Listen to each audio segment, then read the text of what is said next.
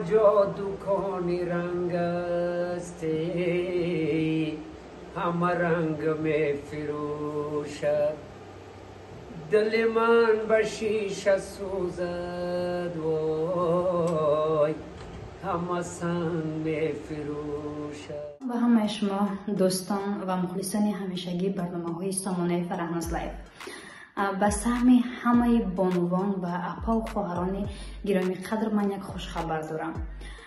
نورماتووا منیژه یکی از بانوانی هست که با اهل اویلش در شهر مسکو زندگانی میکند و در مدت 5 ماه علاقه دیرکتور کمپانی فابرلیک است و آن مفهومه که میخوان که در طول همین مدت کوتاه در بین 5 ماه علاقه از کمپانی فابرلیک درآمد به دست بیارد و توفا به دست بیارد و پول کلان به دست بیارد و غیر از این از طرف شرکت فابرلیک بونوس های بهترین را جمع آوری کند.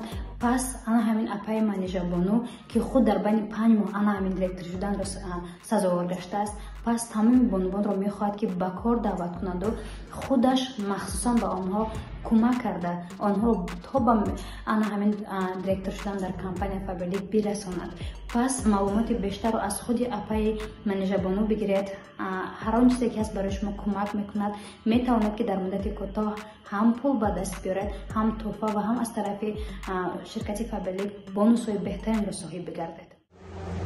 گرچه ما هر سال یک بار در نوروز سال نو کشوری عزیز تاجیکستان من همیشه شرکت می‌آیم. ولی بازم آمد سال نو هم به همه دوستا و هموطنهای مبارکباد میگم. یک سال پرفیض و پربرکت و یک سال خوشی و صلح و امنیت در کشور ما هم افغانستان نصیب بگرداند. امسال ما که اینجا میایم خب علاقمندای مرا خانم میمونن، همش مخلصای هستن، مخلصی آواز هستن، مرا دعوت میکنن دیگه.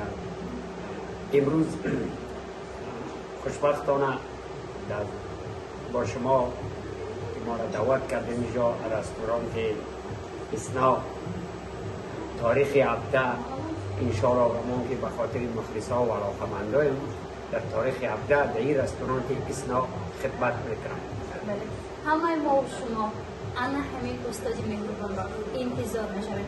پس مخلصان عزیز، روز 17 همه شما را انتظار در طرف خانه اسنا ما رو همراه باشد. انا همان شب روز ما از ساعت 7 تا ساعت 10 شب در خدمت مردم هستیم. یک سرود میخوام. دکانی رنگ است